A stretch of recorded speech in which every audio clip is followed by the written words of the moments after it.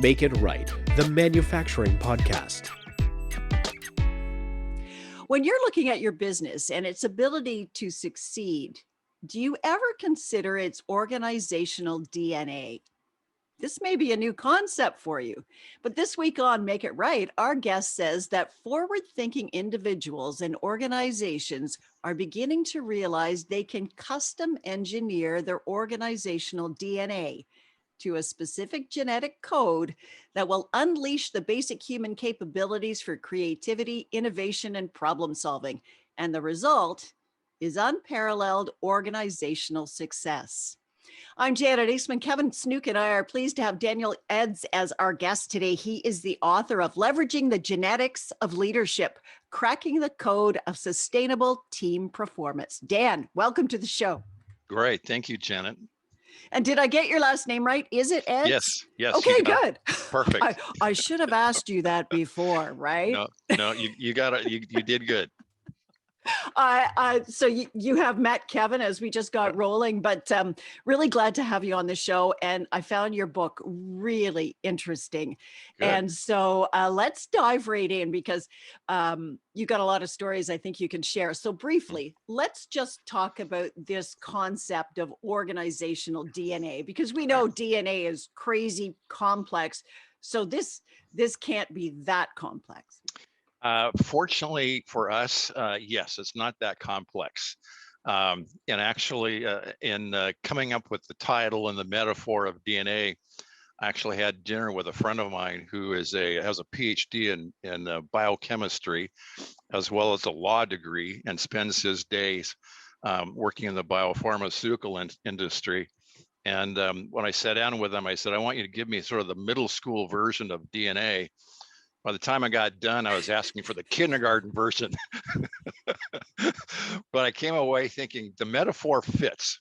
But it's just the idea of the organizational DNA is really about culture and designing your organizational culture with a specific code to get the results that you want.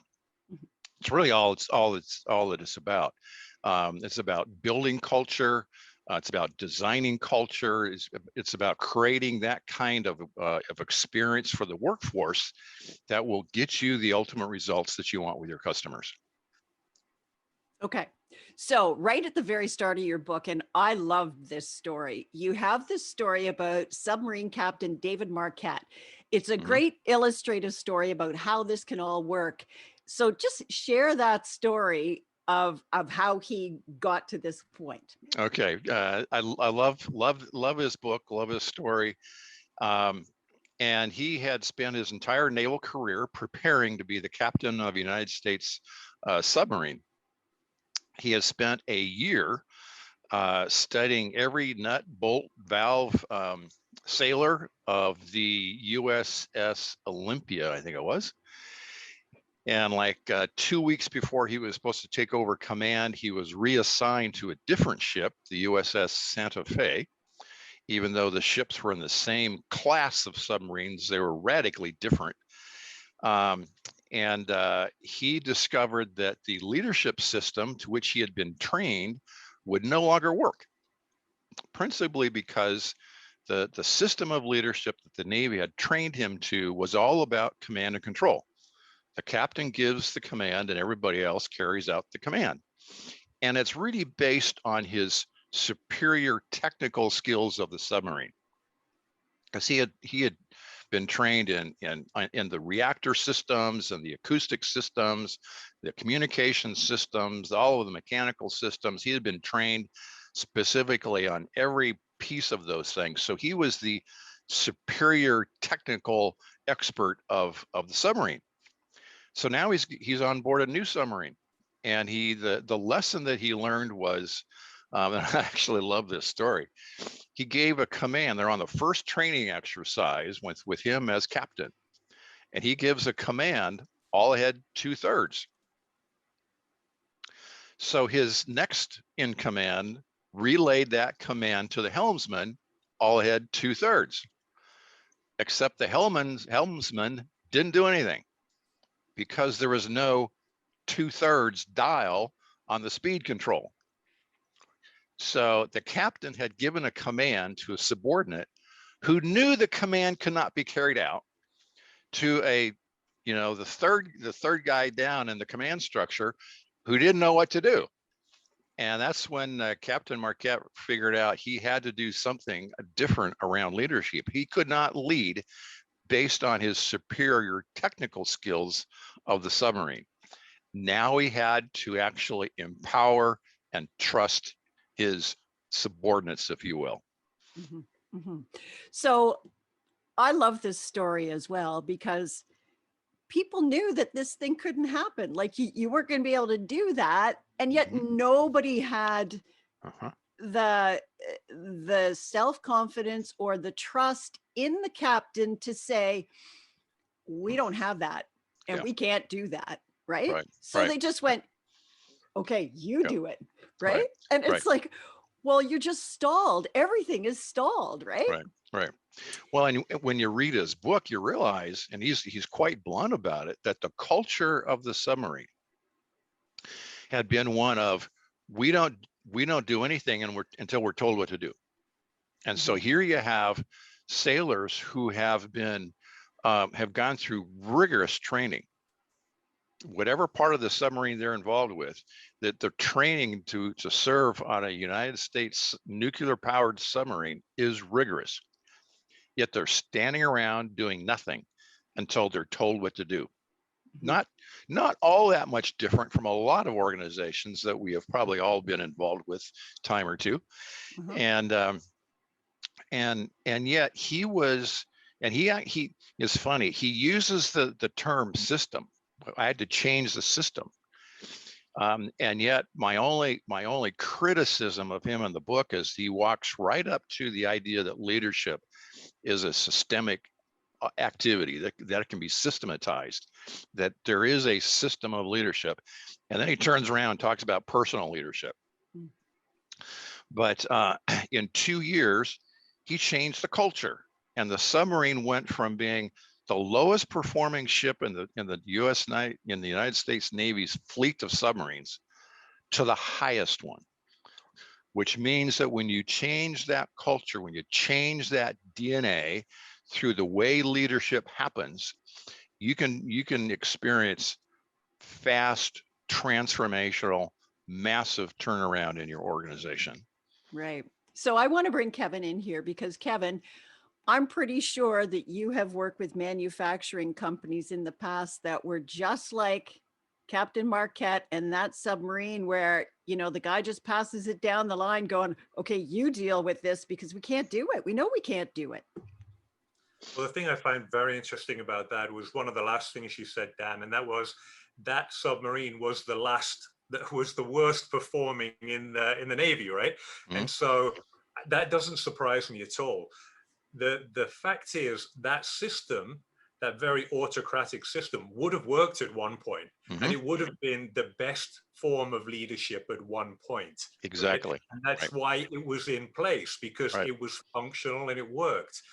I think what's happened now is that over a period of time, we've realized that although you can get a certain amount of results from that over a period of time, then you start to peter out and then you drop off. Right. And the reason you're dropping off is because everybody else is finding better and more involved ways of leadership. Yeah. And I guess a key question that pops up for me is, what's the first step then? What's the first step of being able to say, yep, I realize that I've stagnated. I realize that there has to be a better way than this autocratic command and control way. Yeah. What's the first step of moving through that? Yeah, great question. And when I started doing the research for this book, I really didn't know what I was going to find. My question was, how do high impact organizations and organizations that perform at a high level for a long period of time, not a year or two, but for a long period of time, how do they approach the practice of leadership? And I wasn't looking for anything more than just how do they do it. And but what I found was, to a bit of a surprise, really, is that they start with the experience of the workforce. What do they want their employees to experience working for this particular organization, whether it be a submarine, an elementary school? I even looked at the New York Mafia, and just for fun. And it always starts with the experience of the workforce. And I found organizations that set the experience of relationship, respect, team. I heard words like servant leadership from two senior U.S. Army officers, one a full colonel, the other a four-star general. They spoke, they first explained to me servant leadership, and in the next breath, they used a word I was totally not expecting to hear, which was love.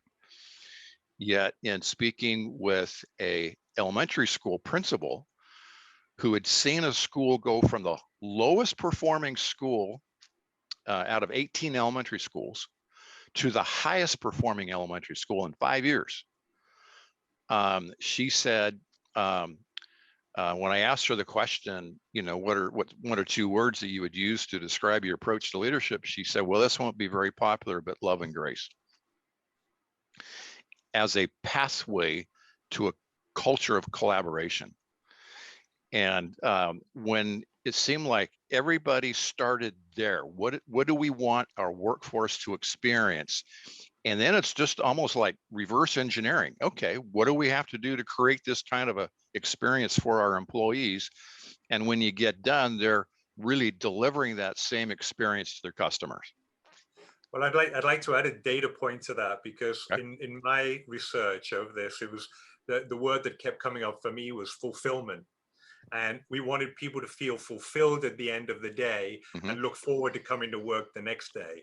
Yeah. And that translated for us into that main aim, which was aim from the heart. Yeah. And people in manufacturing often say aim from the heart. That's a really sort of woolly, soft word. I'm like, no, it's absolutely critical, because if you as a leader don't feel inspired about where you're going and love the journey, then the people around you can't possibly feel inspired, right? Right. It sounds like we're talking exactly the same Exactly language. the same thing. Yeah, exactly the same thing. In fact, I did a podcast with a group, I don't know, maybe 3 or 4 weeks ago. It's a technology firm. They have offices in Texas and India. And the CEO almost ruined the company. At one point, he had to lay off half of his employees, massive debt. He had to sell his house just to make payroll. And I realized it was him. He had created a toxic culture. And the word that they use, and they're actually now doing consulting around this word of love, bringing love into the strategy for doing business. But yeah, it's the exact same thing. It's that idea of someplace there's a heart connection that we have to realize is there. And frankly, that idea of love and that sort of soft, mushy, feeling, it makes me nervous. It does. But well, I think it makes a lot of people nervous, right? And that's why it's not in the manufacturing language at the moment. Yeah. But on our podcast last week, we had a chap, and he was talking about Gare Maxwell, and he was talking about it's not business to business or business to consumer anymore. It's person to person. Yes. And that's another way of bringing in that it's a relationship. Everything that we do in a business is a relationship. And the best way to open yourself up in a relationship is to open up your heart. Yeah. Yeah. Well, and I have to say that the best job I ever had, I worked with an organization, about 20 or 30 people, and the feeling that we had there was family. It was family, and you always had somebody else's back when they needed it, like it was a radio station, and if somebody wasn't showing up for their shift, you'd give them a little bit longer because you knew it was a Friday night and they were probably out with their friends and just trying to get there to do their shift on air, right? So you just, you'd throw their song on and you'd wait, and then they'd show up, and then it'd be like, okay, see you later. Thanks for saving me. But it was a collaborative family environment. And then when a big corporation came in and took it over, that feeling Oh. was lost. Yep. And everybody basically jumped submarine or jumped ship and went somewhere else because it was Yeah. not the same place anymore. And that was respect and trust and love. Hmm. Hmm. Yep. So I want to throw in here too something that Captain Marquette had said, and I'm quoting. He said, instead of one captain giving orders to 134 men, we would have 135 independent, energetic, emotionally committed, and engaged men thinking about what we needed to do and ways to do it right. So my question for you, Dan, is how do you build the self-confidence in each individual and that trust Hmm. that they can say to whoever it is, whether it's Mhm. the captain of the submarine or the CEO of the manufacturing company, we can't do this. Yeah. Well, Janet, that's a great question. There's several different ways I could address that question. One way, though, is to understand the nature of power. When we are given a command, if you will, or a position in an organization, there's a certain amount of power that comes with that. And I don't know, it might be just, us humans. When we get power, we think, oh, I like this feeling. It makes me feel good. It makes me feel strong. It makes me feel, bold or whatever. And so we want to hang on to that power as if the power is contained in a cup and there's no more power inside that cup, that it's a zero-sum game, it's a limited commodity. The reality, though, is when we give power away to employees, we don't lose power, we actually gain power. So, think about the mathematical equation that Captain Marquette had on that submarine. One senior executive officer giving orders to 134 others, as opposed to 135 committed, confident, energetic, engaged sailors. Which equation produces more power for the submarine? It's when you have 135 totally committed sailors on board that submarine. So I referenced the elementary school principal. She was a woman who actually, when I asked her, when I said I wanted to talk to her about leadership, she looked at me kind of like I was from outer space, and she said, I don't know anything about leadership. She then went on to describe for me the most eloquent, detailed, thought out system of leadership that I found possibly outside the United States Army. But she was one, the way I would describe her approach to leadership is, okay, I have a position of responsibility for 75 educational leaders and 450 students, plus their families, and plus, because of the ethnic nature of the neighborhood, their grandparents as well. And her approach was, it's not, my power, it's our power. We have collectively power to change the lives of students.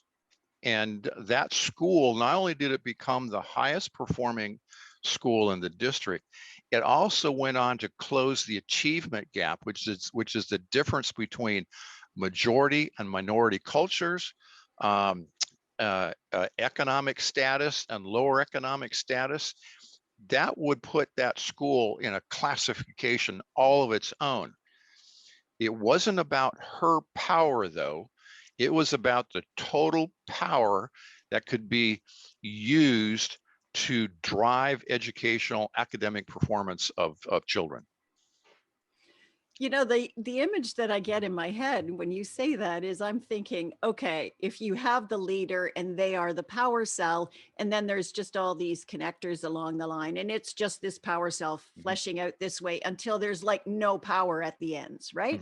Right. But then you describe the the principal of the school, she's the power cell, and then there's two more little power cells and two more little power cells, and they're all like Right. this, and then you have this massive power, right? Yes. Yeah, that's a great illustration. Like that is why it works, because there's power cells everywhere. Right. When you give power away, you don't lose power, you gain power. Okay, so you were talking about this CEO in this company in Texas, that he was the problem and the way he leads. How, and I don't want, maybe you want to use him as the example or whatever, but if that's the leader of the company and he was the problem, and then you want a culture change, Mhm. how do you shift that so that all of a sudden people can see him differently Mhm. and have that trust and Yep. be confident that they can trust that man Yeah. Yeah. or Great. woman? Yeah. Great question. And this was one of the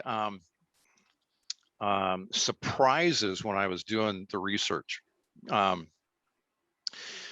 High impact organizations, I found, put as much, if not more, emphasis on the behaviors of their leaders and managers as they do their core values.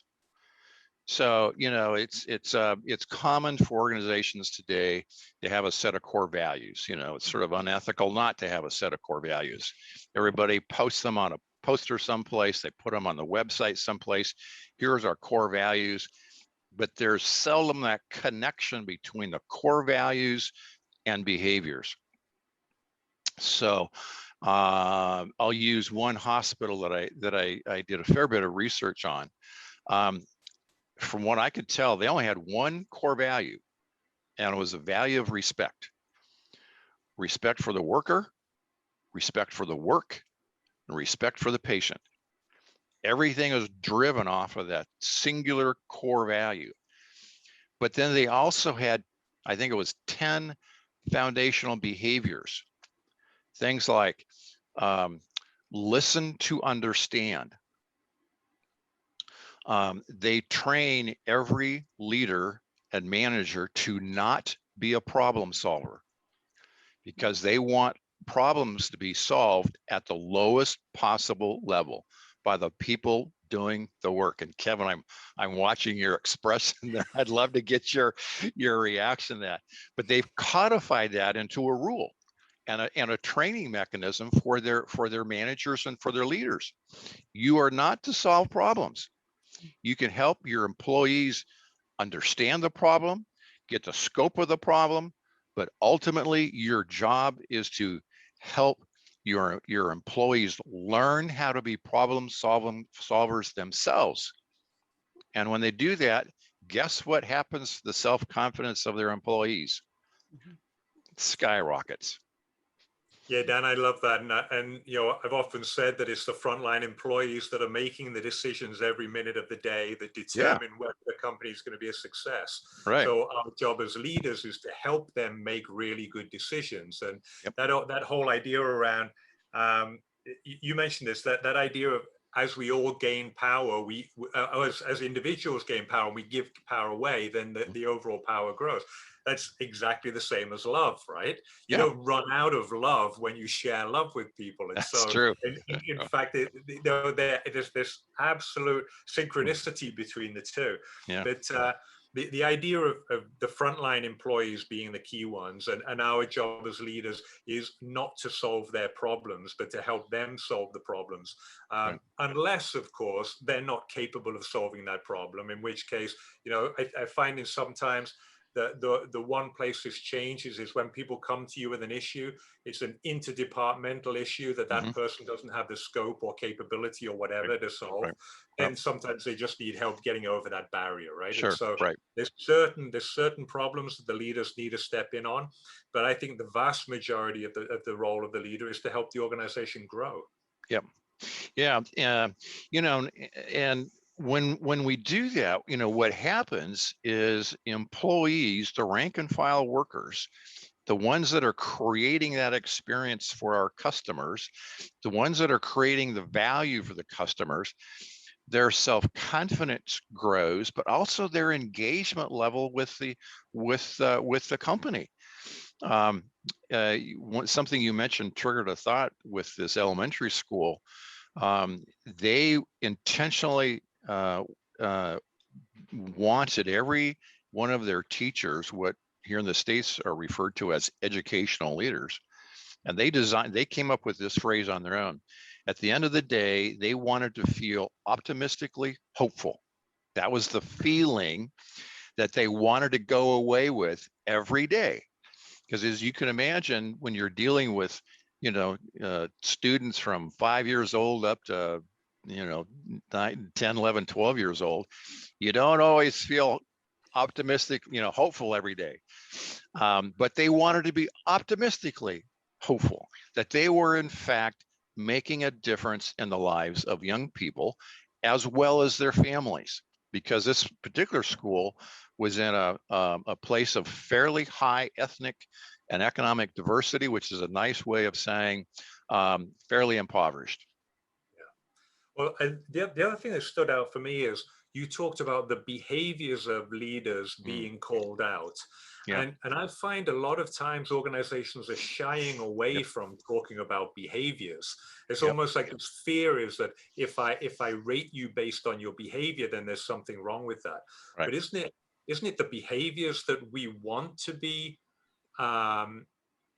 modifying and adjusting in order to be able to give us a better growth environment?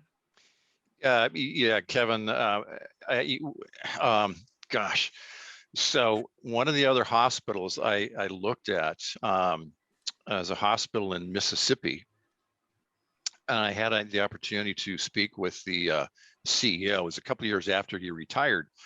And he was all about servant leadership. He intentionally went about designing a system of servant leadership, but front and center were the behaviors of his leaders. And he put in a system of accountability, if you will. Every year, at a minimum, every one of his leaders and managers had to go through an evaluation process, performance evaluation. A big part of that was their behaviors. And they had clearly defined, I think, 8 foundational behaviors. Things like when your team has a failure and your team doesn't perform, you will accept the responsibility for your team. And when your team has a success, you will give the credit for that success to your team. And every leader and manager was evaluated at least once a year, and it was done through a small number of subordinates. It was a 360-degree evaluation, essentially. But every leader was evaluated by a number of subordinates, a couple of peers, and a couple of supervisors. And part of that was their behaviors. And if they didn't perform, actually the target was the engagement level of their team. If their team didn't reach certain thresholds on engagement, that leader would be evaluated not once a year, but twice a year, and they would be assigned a coach. So it wasn't just you're a bad leader, leave. They would be assigned a coach.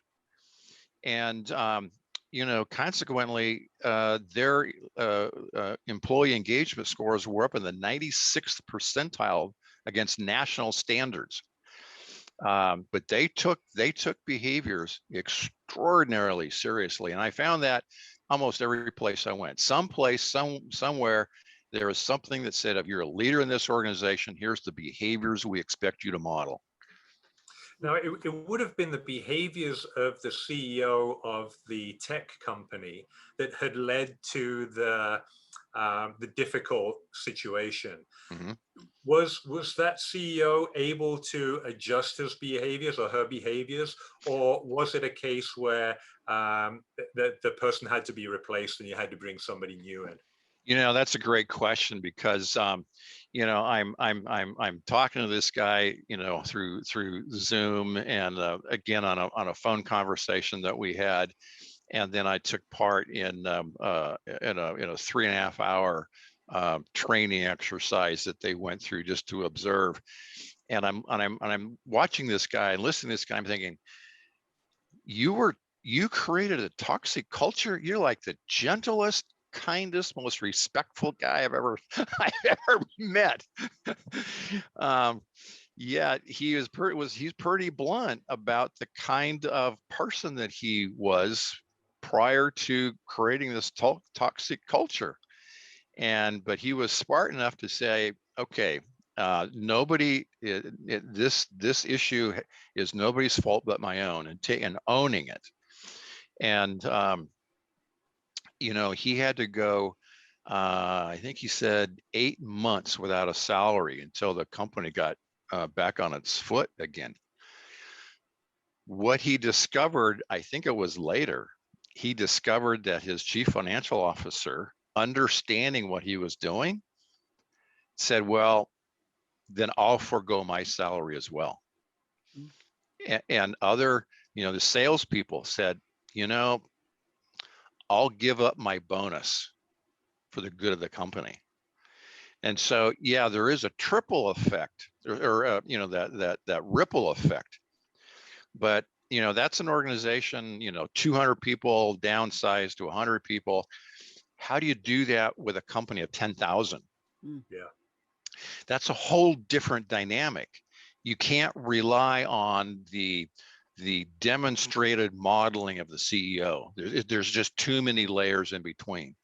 And that's where you have to think about leadership as a system, and creating a system that will produce top to bottom respect, relationship, love, grace, forgiveness, team, family, whatever you want that experience to be. You have to design really a system, because it's just too big to rely on modeling. And it does feel like a huge challenge, right? Because I know that in my experience, it takes at least 18 months to start having an ongoing impact on the culture, or to be able to see the result of some of the cultural work that you're doing. You might get some results quicker, but overall, a longer period of time. I've seen the approach of small pilot projects work well. Is that something that you would advise companies to do as well? It's like, okay, we've got these theories, they kind of look like they're going to be right, and it's the way we want to move, but let's start small and figure out what those behaviors look like. That's I have struggled in my own consulting career. I have gone back and forth on that. Start small, pick the low-hanging fruit, etc. I'm not sure that is the best way. I mean, it might be sort of, whatever is the most appropriate to the organization. So the hospital system that I just referenced, actually, where the CEO had intentionally, I think he's one of the few in the country that actually went out and knew that he was intentionally designing a new system of leadership. When he started to roll it out, I said, what was the response of your senior leadership? He said, well, he kind of laughed. He said, well, half of them got up and walked out. And he said the other half thought I would eventually get up and walk out. But yeah, I think the biggest issue, and when I did this with a healthcare client a few years ago, and this was a fairly small healthcare organization. It was like 600 employees, and I forget what their annual revenues were. But they recognized, in fact, I'll tell you a quick story. When I first sat down with them, I was with their 3 senior executives, CFO, COO, and CEO. And I said, okay, what do you want this system of leadership to produce? And we went back and forth and over and top, and came up with all kinds of ideas, and had stuff up on the wall. And finally, Eileen, who is the COO, and she had been quiet the whole time, and I'd been around her enough, I could, kind of read the body language. Finally, I said, Eileen, what are you thinking?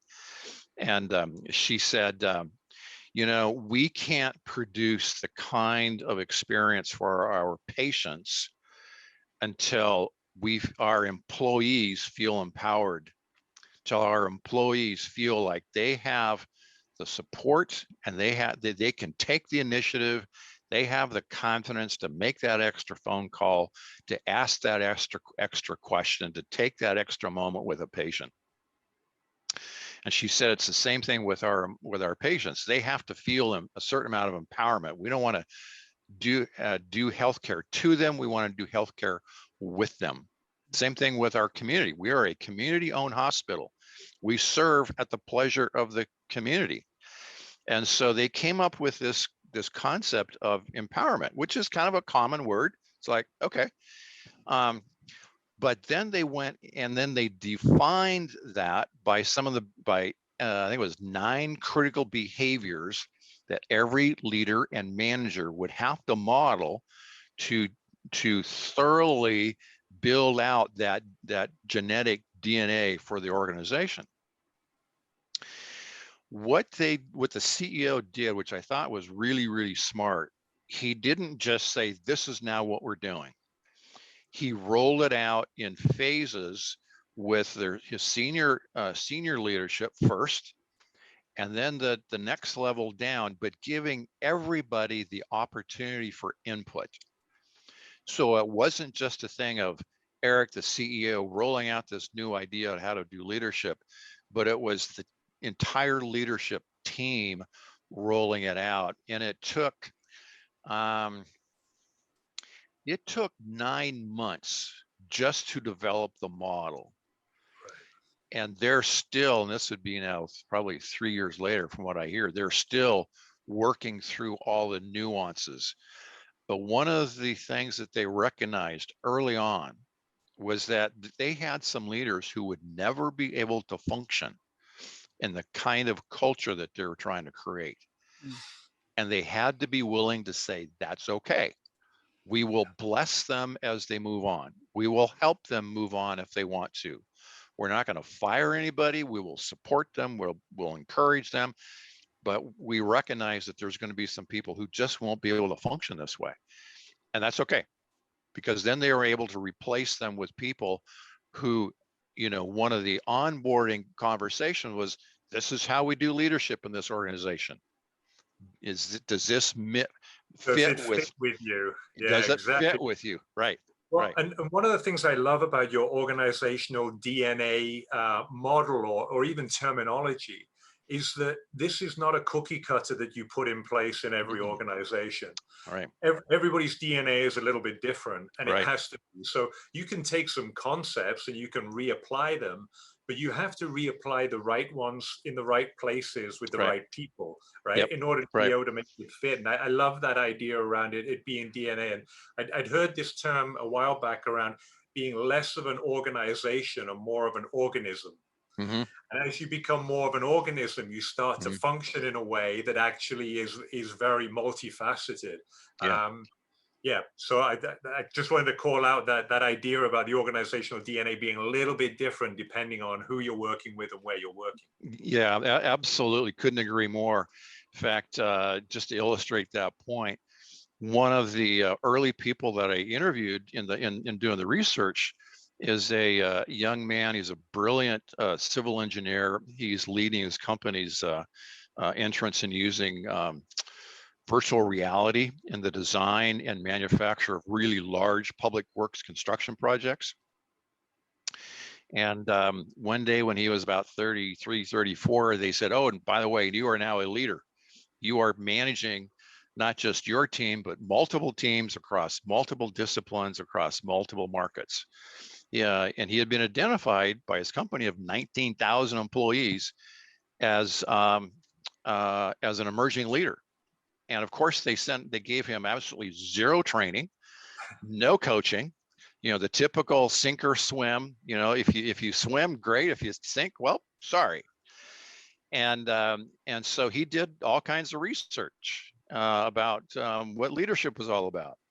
He just sort of intuitively understood that leadership was different. So when I was having lunch with him, and I said, okay, so what'd you conclude? He said, exact quote, I concluded from my research. Remember, this guy's an engineer. I concluded from my research that leadership is fundamentally a relational enterprise. So he went about developing relationships with his team. There you go. What a novel concept. Yet at the same time, one of the other organizations I looked at is a Native American healthcare organization that operates out of Anchorage, Alaska. They provide healthcare for 200 Native American tribes in the sort of the south central part of Alaska. They stretch from the Canadian border to, the Aleutian Islands out way out into the North Pacific, Bering Sea. And they focus everything on relationship and story, because relationship and story is central to Native American culture. Now, they understand relationship different than my friend Brian, the civil engineer. It's the same basic concept, but they have adapted, their individual leadership DNA, if you will, to what is appropriate for their particular organizations. The engineer did it the way you would think an engineer would. Native American healthcare organization does it in their particular way because it's culturally appropriate. That's Daniel Eds. He's the author of Leveraging the Genetics of Leadership, Cracking the Code of Sustainable Team Performance. Kevin Snook and I had a fantastic conversation with Dan that went on for well over an hour. And we're going to share part 2 of that conversation next week, so I hope you'll join us then. Make It Right is brought to you by Kevin Snook. He's a manufacturing leadership advisor and author of the best-selling book, Make It Right, 5 Steps to Align Your Manufacturing Business from the Front Line to the Bottom Line. I'm Janet Eastman. Keep in mind you can find Make It Right on Twitter and LinkedIn, and you can listen to the shows from iTunes, Stitcher, Spotify, and YouTube. Until next week, thanks for listening to Make It Right.